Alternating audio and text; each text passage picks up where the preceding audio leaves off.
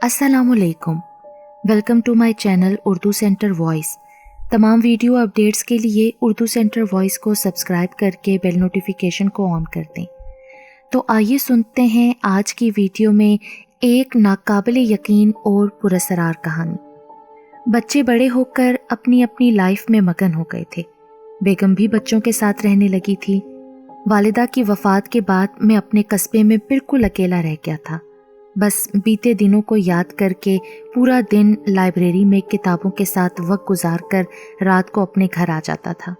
घर तो वो होता है जो सिर्फ ख़ानदान के साथ मुकम्मल होता है, वरना तो ऐसा है जैसे मुसाफिर लोग रात गुजारते हैं और दिन को अपनी अपनी मंजिल की तरफ चले जाते हैं। रात देर से मेरे मोबाइल की घंटी बजी। मैंने टाइम देखा, रात के 12:30 बज रहे थे। हेलो, कौन? आवाज़ आई। मेरे दोस्त, मुझे पता है दिन भर आप लाइब्रेरी में रहते हो और वहाँ पर अपना फ़ोन बंद रखते हो। मेरा दोस्त क्रिस्टोफर था। हेलो मिस्टर क्रिस्टोफर, बड़ी मुद्दत के बाद याद किया है। और सुनाओ, कैसे हो और क्या कर रहे हो?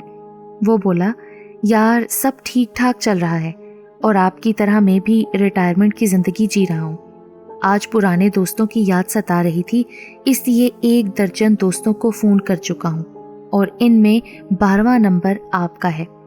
मेरा नंबर आखिरी क्यों? मेरे सवाल पर वो काफ़ी देर हंसता रहा और मुझे ये जवाब देकर मुतमईन कर लिया कि आखिरी नंबर फैसला कुन होता है। काफ़ी देर हमारे दरमियान गुफ्तगू चलती रही। वो कैलिफोर्निया के नवाही टाउन में एक स्टेट एजेंट का काम कर रहा था और मैंने भी उसे एक मकान ख़रीदने को कहा। वैसे भी मेरे ख़्याल में अब हिजरत करने का वक्त आ गया था। शायद इसी बहाने नई जगह, नए लोग मेरी उदास ज़िंदगी में कोई खुशगवार हवा का झोंका साबित हों। अमेरिका जैसे मुल्क में जहाँ ख़ानदानी निज़ाम दरहम बरहम है, वहाँ ऐसे इंसानी जज्बों को कोई फ़र्क नहीं पड़ता। मैंने अपनी बेगम को जब फ़ोन करके बताया कि मैं अपना कस्बा छोड़कर कैलिफोर्निया शिफ्ट हो रहा हूँ, तब उसने सिर्फ एक जुमला कहकर फ़ोन बंद कर दिया, तुम्हारी मर्ज़ी, लेकिन पेंशन की रकम बाकायदगी के साथ मुझे भेजते रहना। 1 माह बाद क्रिस्टोफर ने नए मकान का कंफर्म कर दिया। मैंने कुछ ज़रूरी काम निपटा कर अपना घर रेंट पर देकर कैलिफोर्निया निकल पड़ा। घर सिर्फ इसलिए नहीं बेचा कि ज़िंदगी के किसी भी मोड़ पर अपने आबाई कस्बे आना पड़े तो अपना मकान मौजूद हो, इसलिए मैंने उसे रेंट पर दे दिया था। किसी दौर में कैलिफोर्निया में बड़े बड़े जंगलात पाए जाते थे, लेकिन मौजूदा दौर में इन जंगलात की जगह बड़े बड़े फ्लैट्स और दुकानों की बहुतात नज़र आती है। जिस तेज़ी से जंगल की कटाई हो रही है, किसी दौर में मैं यहाँ आ चुका था, लेकिन उस वक्त ये फ्लैट यहाँ पर नहीं थे। यहाँ इस मरकज़ी सड़क पर चौकियाँ होती थीं और मेरे साथ कुछ नाखुशगवार वाक़यात भी पेश आ चुके थे। मेरे कुछ साथियों की मौत भी वाक़ई हो चुकी थी और मुझे भी एक भयानक चुड़ैल ने शदीद डराया था और वो अधूरी मुहिम छोड़कर मैं नौकरी से इस्तीफ़ा देकर वापस अपने कस्बे चला गया था। मुझे माजी में खोया देखकर क्रिस्टोफर ने कहा, आप ठीक समझे, ये वही जगह है जहाँ एक चौकी पर आप तैनात थे। क्रिस्टोफर ने मेरे लिए 3री मंजिल पर एक फ़्लैट सेलेक्ट किया था जो 2 कमरों पर मुश्तमिल था। मुझे वो फ़्लैट पसंद आया और बाद-अज़ां कागज़ी कार्रवाई के बाद वो फ़्लैट मैंने ख़रीद लिया। वो टोटल 36 मंजिला इमारत थी। फ्लैटों के सामने बहुत सी दुकानें, रेस्टोरेंट्स, बैंक, पार्क, जबकि इतराफ में अब भी जंगलात मौजूद थे। दूसरी तरफ कैलिफोर्निया जाने वाली मरकज़ी सड़क मौजूद थी। मेरा वक्त कुछ इस तरह गुजर रहा था कि सुबह सवेरे अखबार, नाश्ते के बाद कमरों की सेटिंग, फर्नीचर, कुर्सी, टेबल की जगह सेलेक्ट करना, बाहर दुकानों और सब्ज़ी फ्रूट की शॉप्स पर विज़िट करना, लोगों से मिलना जुलना और शाम को रेस्टोरेंट पर खाने के बाद वापस अपने फ्लैट में आ जाना था। इसी रूटीन में पूरा महीना गुजर गया। चूँकि फ्लैट्स के चारों अतराफ जंगल था, इसीलिए लोग रात को बाहर जाने से कतराते थे और मुझे तो कुछ अफवाहें भी सुनने को मिली। एक दिन मैं सामने वाले रेस्टोरेंट में चाय पी रहा था तो बराबर में बैठे एक मर्द और औरत, जो गालिबन मियाँ बीवी थे, बातें कर रहे थे। औरत मर्द से कह रही थी, देखो, मैंने आपको मना किया था ना, यहाँ पर फ्लैट मत खरीदो, लेकिन आप जानबूझकर कैलिफोर्निया में शिफ्ट हुए हैं। यहाँ रात को वो चुड़ैल घूमती है और हम दोनों ने अपनी आंखों से उसे देखा भी है। शुक्र है कि अब फ्लैट अच्छी कीमत में बेच दिया है। वो दोनों शदीद डरे हुए थे और शायद यहाँ से अब कहीं और शिफ्ट होने का प्लान बना रहे थे, लेकिन मैंने उनकी गुफ्तगू में दखल नहीं दिया। अब तो मुझे भी तजस्सुस होने लगा था। मैंने चाय की प्याली ख़त्म की और सीधा फ्लैट के चौकीदार के पास आया। यहाँ सिक्योरिटी का अच्छा खासा बंदोबस्त था और 24/7 सिक्योरिटी गार्ड दस्तयाब थे। चौकीदार एक मुअम्मर शख्स था जिसका नाम जैक था। मेरी भी उससे वाकफियत हो गई थी। दरअसल वो भी मेरी तरह अमेरिकन आर्मी में सर्विस कर चुका था। जैक ने इंतहाई अहम मालूमात दी। साहब, इन फ्लैटों में आए रोज़ किसी न किसी का मर्डर हो जाता है और हैरत अंगेज तौर पर आज तक पुलिस को कोई भी सुराग नहीं मिल सका। तभी तो लोगों में किसी अनजान कातिल को लेकर काफ़ी खौफो हरास फैला हुआ है। लगता है मेरी बोरिंग लाइफ को एक मकसद मिल गया था। मौसम काफ़ी सर्द था। गर्म कपड़े और कंबल खरीदने में बाजार आया हुआ था। बाजार में काफ़ी भीड़ थी। मैंने कुछ सामान खरीदा और घूमते घूमते एक स्टॉल के सामने रुक गया। वो पुराने सामान का स्टॉल था जहां हर चीज़ सलीके से सजी हुई थी। अचानक मेरी नज़र एक पुराने तीर कमान पर पड़ी जो जदीद दौर की मशीन गन से मुशाबियत रखता था। दुकानदार ने भी मुझे गौर से देखा और खुशामदी अंदाज में बोला, साहब क्या देख रहे हो? इससे अच्छा और मजबूत तीर कमान पूरे कैलिफोर्निया में नहीं मिलेगा। इसकी खूबी ये है कि ये ख़ास चुड़ैलों के शिकार के लिए बनाया गया है और इससे आप बड़े से बड़े खूनख्वार जानवर का भी शिकार कर सकते हैं। दुकानदार की बात सुनकर मैं सोच में पड़ गया। इस मनहूस तीर कमान के बारे में शायद मैंने लाइब्रेरी में किसी किताब में पढ़ा था कि माजी में लोग चुड़ैलों के शिकार के लिए इस किस्म के हथियार का इस्तेमाल करते थे। मैंने ये भी पढ़ा था कि आतिशी बारूद या कारतूस से उन पर कोई असर नहीं पड़ता और हॉलीवुड वालों ने भी इस मौजू पर काफ़ी सारी फिल्म्स बना रखी हैं। लेकिन ये कोई फिल्म नहीं है, शायद मुझे इसकी ज़रूरत पड़ जाए। मैंने जेब से पैसे निकाले और दुकानदार से वो तीर कमान और काफ़ी तादाद में तीर खरीद लिए। वैसे तो मेरे पास लाइसेंस शुदा बंदूकों की अच्छी खासी कलेक्शन मौजूद थी, लेकिन मेरा जहन शायद तख्लीकी है, इसलिए हर वक्त कुछ नया करने और सीखने की तरफ माइल रहता है। रिटायरमेंट की ज़िंदगी और अब अपने अधूरे इरादों की तकमील के लिए मैं कोशा था। वैसे मैं बूढ़ा तो नहीं, एक लंबा अरसा खाना बदोशी के बाद कुछ ठहरे हुए लम्हे और ऊपर से मेरी तन्हाई पसंद आदत और अंदाज ने मुझे बूढ़ा बना दिया था। आज बैंक जाना था और फिर पोस्ट ऑफिस। भाई बेगम ने सख्ती से ताकीद कर रखी है कि हर माह की यकुम को पेंशन की रकम लेट नहीं करनी चाहिए। वैसे तो फ़ोन पर हेलो हाय होती रहती है, बच्चों को भी तो फ़ोन करना पड़ता है, वो तो सिर्फ अपनी अपनी ज़रूरतों के लिए ही मुझे याद करते रहते हैं। चलो इसी बहाने अमेरिका जैसे मुल्क में भी जहाँ ओल्ड होम एक फैशन हो और बूढ़े माँ बाप को बोझ समझा जाता है, ऐसे मुल्क में कोई ख़ानदानी निज़ाम को बरकरार रखते हैं। खैर मैं अभी तैयार हो रहा था कि अचानक बाहर एक शोर बर्पा हो गया। बाहर हर तरफ पुलिस ही पुलिस थी। पता चला ऊपर 6 नंबर फ्लैट में किसी नौजवान का खून हो गया था जो अकेला रहता था। पुलिस ने लाश को एम्बुलेंस में डाला और पोस्टमार्टम के लिए भेज दिया और इन्वेस्टिगेशन के लिए हर तरफ पुलिस फैल गई। मुझसे भी चंद सवालात किए गए और फिर क्लियर होने के बाद छोड़ दिया। पुलिस के मुताबिक किसी जानवर ने बड़ी बेदर्दी से उस नौजवान को मारा था, लेकिन सब हैरान थे कि इतने बड़े फ्लैट में और इतनी बड़ी बिल्डिंग में वो खूनख्वार जानवर या दरिंदा कहाँ से आया। शायद ये सिलसिला काफ़ी वक्त से चला आ रहा था। लोग बता रहे थे कि पहले भी इसी तरह इन फ्लैट्स में ऐसी वारदातें हो चुकी हैं और ताजुब की बात ये थी कि वो खूनी सिर्फ सिंगल रहने वाले अफराद ही का खून करता था। लेकिन पुलिस अब तक नाकाम नज़र आ रही थी। हर तरफ खौफ का आलम था, हर तरफ सनसनी फैली हुई थी।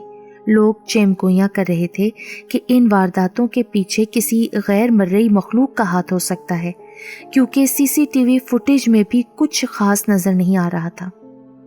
काफ़ी अरसे तक मैं अपने तईं इस मामले की रिसर्च करता रहा, लेकिन हर मर्तबा मेरे ख्यालात बिखरते रहे। ابھی تک کی تحقیق کے مطابق فلیٹ میں ہونے والے قتل کسی عام انسان نے نہیں کیے تھے، جبکہ افواہوں کا بازار ہنوز گرم تھا۔ چوکیدار جیک کے مطابق اس نے کسی جوان عورت کو رات کے وقت فلیٹس کے باہر بھٹکتے دیکھا ہے، لیکن فلیٹ کے اندر کیا ہوتا ہے وہ اسے معلوم نہیں۔ میں بھی تو سنگل رہتا تھا، تو کیا اگلا شکار میں تو نہیں؟ مجھے احتیاط کرنی چاہیے۔ میرے پاس ایک گن ہر وقت لوڈ پڑی رہتی تھی، اور وہ تیر کمان بھی میں نے سنبھال کر رکھے ہوئے تھے۔ ہر اتوار کو میں پادری صاحب سے ملنے چرچ جایا کرتا تھا۔ وہ مجھ سے کافی مانوس ہو گئے تھے۔ انہوں نے میرے اصرار پر کچھ مقدس الفاظ سکھائے تھے۔ میں نے انہیں درخواست کی تھی کہ کبھی کوئی ایسی صورتحال پیش آ جائے کہ میں اتفاق سے اگر کسی غیر مرئی مخلوق یعنی جنات وغیرہ کے آمنے سامنے ہو جاؤں تو ایسی صورتحال میں خود کو کیسے بچا پاؤں۔ تو انہوں نے مجھے کچھ مقدس الفاظ بتائے تھے۔ اگر ایسی صورتحال میں مجھے وہ الفاظ یاد آ گئے تو وہ مخلوق یا جن یا چڑیل میرا کچھ نہیں بگاڑ سکتی، ایسا ماننا تھا پادری صاحب کا۔ خیر، میں نے وہ مقدس الفاظ یاد کر لیے تھے۔ ویسے پادری صاحب نے بھی اس بات کی طرف اشارہ کیا تھا کہ یہ سارے فلیٹس آسیب زدہ ہیں۔ کوئی ہے جو انسانی روپ میں ہمارے ساتھ ہی رہ رہا ہے اور انہی فلیٹس کے اندر اس کا بسیرا ہے، لیکن وہ کون ہے یہ کوئی نہیں بتا سکتا تھا۔ چڑیل بھی ہو سکتی ہے یا پھر کوئی سیریل کلر، جن بھی ہو سکتا ہے اور انسان بھی۔ آج صبح سے ہی بارش ہو رہی تھی اور بجلی کی آنکھ مچولی جاری تھی۔ رات کافی تاریک تھی، سردی اپنے عروج پر تھی۔ اوپر سے بارش اور برفیلی ہواؤں نے تو سردی میں ریکارڈ اضافہ کر دیا تھا۔ لوگ ویسے بھی ڈرے سہمے ہوئے تھے، نارمل حالات میں بھی باہر نکلنے سے ڈرتے تھے۔ میں کھانا خود ہی پکاتا ہوں، کبھی کبھار ریسٹورنٹ بھی جا کر کھاتا ہوں۔ بجلی آج بار بار جا رہی تھی، اس لیے آج کسی کتاب کو ہاتھ نہیں لگایا، ورنہ روز رات کے تک مطالعے میں مصروف رہتا تھا اور پڑھتے پڑھتے سو جاتا تھا۔ باہر موسم کافی خراب تھا، جو کہ اندر فلیٹ میں محسوس بھی ہو رہا تھا، کیونکہ ہر وقت میں باہر والی کھڑکی کھول کر سوتا ہوں۔ باہر گپ اندھیرا چھایا ہوا تھا اور بجلی کی کڑک اور روشنی سے ڈر میں مزید اضافہ ہو رہا تھا۔ آج کافی کے ساتھ میں نے وسکی کے پیک بھی لگائے تھے۔ تنہائی اور خانہ بدوشی نے سارے خوف دور کر دیے۔ یہی وجہ ہے کہ مجھے اکیلے ڈر نہیں لگتا تھا۔ لوگوں اور پولیس نے مجھے کافی سمجھایا تھا کہ اکیلے رہنے کے بجائے کسی فیملی ممبر یا پھر کسی دوست کو اپنے ساتھ رہنے کے لیے کہہ لوں تاکہ اندیکھے قاتل کا شکار ہونے سے بچ جاؤں، لیکن میں تو اس ڈر اور ڈر کی وجہ کو ہمیشہ کے لیے ختم کرنا چاہتا تھا۔ زور زور سے کسی نے دروازے پر دستک دی۔ بارش کے شور کے ساتھ اب دروازہ کھٹکھٹانے کا شور بھی شامل ہو گیا تھا۔ رات گئے کون ہو سکتا ہے؟ میں نے خود کلامی کی۔ میرا تو یہاں کوئی واقف بھی نہیں ہے، نئی جگہ، نئے لوگ، پھر کون ہے دروازے پر؟ میں نے موبائل پر ٹارچ آن کی، شاید کسی کو مدد درکار ہو۔ میں نے دروازہ کھولا۔ باہر ایک خوبصورت خاتون کھڑی تھی، چھتری اس کے ہاتھ میں تھی، شاید باہر جانے کے لیے تیار تھی۔ ایکسکیوز می، میں نے اس وقت آپ کو ڈسٹرب کیا ہے شاید؟ اس کے کہنے پر میں نے ادھر ادھر دیکھا، وہاں پر اس خاتون کے سوا اور کوئی نہیں تھا۔ اس نے اپنی بات جاری رکھی۔ دراصل میں نیند کی دوائی کھاتی ہوں اور دوائی ختم ہو گئی ہے، سوچا شاید آپ کے پاس بھی ہو۔ ویسے میں باہر میڈیکل سٹور کی طرف جا رہی ہوں، چلو میں بھی آپ کے ساتھ چلتا ہوں۔ میڈم آئی ایم سوری، میں تو نیند کی گولیاں نہیں کھاتا، اگر پیسے نہیں تو… اوہ ایسی کوئی بات نہیں، دراصل میں وہ ڈر… اس نے میری بات کاٹتے ہوئے ڈرتے ڈرتے پھیکی ہنسی سے مجھے جواب دیا۔ ایک تو موسم خراب، اندھیرا اور اکیلی عورت، کوئی بھی ایسی سچویشن میں ڈر جاتا، یہ مجھے خوب پتا تھا۔ ہم دونوں کوریڈور سے ہوتے ہوئے سیڑھیوں سے نیچے اتر رہے تھے۔ لائٹ نہیں تھی، لفٹ بند تھی، ویسے بھی ہم تیسری منزل پر تھے۔ اس کا ہاتھ میرے کندھے پر لگا تو جیسے 1000 وولٹ بجلی کا مجھے جھٹکا لگا۔ میں نے فوراً فاصلہ رکھا، نہ جانے ایک سیکنڈ کے اندر کیا ہو گیا۔ میرا بی پی بڑھ گیا۔ آخر کار گراؤنڈ فلور پر چوکیدار نظر آیا۔ ہم دونوں اس کے پاس گئے اور پوچھا، کوئی میڈیکل سٹور تو نہیں کھلا اس وقت؟ سر اس وقت تو سارے سٹورز بند پڑے ہیں، کوئی ایمرجنسی ہے تو بتائیں، ڈاکٹر کو فون کر دیتے ہیں۔ دراصل ان میڈم کو نیند کی دوائی چاہیے، اگر آپ کے پاس ہے تو۔ کون سی میڈم سر؟ یہاں تو آپ کے علاوہ کوئی نہیں ہے۔ میں نے فوراً پیچھے مڑ کر دیکھا. ارے ابھی تو یہیں تھی, ہم دونوں ساتھ آئے تھے, اتنی جلدی کہاں چلی گئی وہ؟ ارے سر, لگتا ہے آپ نے وسکی کچھ زیادہ ہی پی رکھی ہے, جائیں آرام کریں اپنے کمرے میں. نہیں, یہ شراب کا نشہ نہیں ہو سکتا, میں کافی سالوں سے پیتا آ رہا ہوں. اس خاتون نے باقاعدہ میرے سے باتیں کی ہیں, پھر یہ چوکیدار کیا کہہ رہا ہے؟ میں واپس اپنے کمرے میں آ گیا اور باقی کی رات میں نے سوچ سوچ کر گزاری کہ میرے ساتھ کیا سین ہو گیا. صبح کو پھر باہر شور سے میری آنکھ کھلی. باہر نکلا تو ہماری تیسری منزل پر ایک فلیٹ میں ایک جوڑا مردہ پایا گیا. پولیس کے مطابق دونوں کا قتل سیم اسی طریقے سے ہوا ہے جس طرح پہلے بھی قتل ہو چکے ہیں.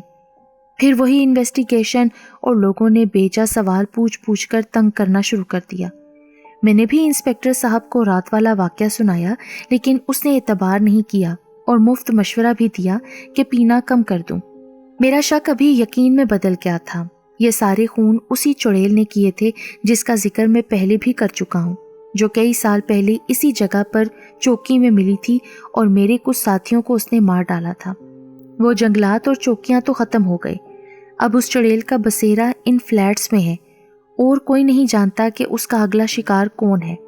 اب مجھے پوری کہانی سمجھ میں آ گئی تھی. حسب سابق پولیس کو کچھ بھی نہ ملا, لیکن لوگ تیزی سے فلیٹ خالی کر کے جا رہے تھے. ہر طرف غیر یقینی کی صورتحال تھی. پولیس پر میڈیا کا کافی پریشر تھا. 3 دنوں سے ٹی وی بریکنگ نیوز آ رہی تھی. ہمارے علاقے یعنی کیلیفورنیا کے جنگلات میں ایک پراسرار اڑن تشتری دیکھی گئی ہے جس کی کچھ سی سی ٹی وی فوٹیج بار بار دکھائی جا رہی تھی. تو کیا یہاں پر ہونے والے مرڈر کے پیچھے کسی ایلین کا ہاتھ تھا؟ ایسے خیالات ہر وقت پریشان کرتے رہے. یوں ہی رات کو آس پاس کے جنگلوں میں چلا جاتا اور فلیٹس کے آس پاس بھی بھٹکتا رہتا. میں نے زندگی میں بہت کام کیا تھا اور اب مجھے کام کی ضرورت بھی نہیں تھی. میں یہی سوچتا تھا کہ شاید اس قاتل چڑیل یا انسان جو بھی ہے انجام تک پہنچا کر سماج سیوا کروں, لوگوں کو مصیبت سے نکالوں. اسی لیے میں اپنے پورے طریقے سے کوشش کر رہا تھا. بے شک کیلیفورنیا پولیس بھی انویسٹیگیشن کر رہی تھی اور میں تو ایسی ایڈونچر لائف کا عادی بھی تو تھا. حالات نارمل روٹین پر آنے لگے تھے. میں رات کے کھڑکی سے باہر دیکھتا رہتا تھا. ہر طرف گھرے جنگلوں سے بھیڑیوں کے چلانے کا شور کسی انجان خطرے سے شاید آگاہ کر رہا تھا. آج رات بھی دور دور سے بھیڑیوں اور گیدڑوں کے بھونکنے کی آوازیں زور زور سے آ رہی تھیں. ان آوازوں میں شیر اور چیتے کی آواز بھی شامل ہو گئی تھی. شاید جنگلی جانوروں کو پہلے سے ہی پتہ چل جاتا ہے کہ کچھ برا ہونے والا ہے. میں بار بار کافی پی رہا تھا, پھر بھی سردی کی شدت کم نہیں ہو رہی تھی. ایک لمبا گرم کوٹ زیب تن کیا ہوا تھا. اب سونا چاہیے. آدھی رات کو دروازے پر دستک ہوئی. فوراً میری آنکھ کھل گئی. میں نے تیر کمان کی طرف دیکھا جو میز پر پڑا تھا. دروازہ کھولا تو وہی عورت کھڑی تھی جو اچانک غائب ہو گئی تھی.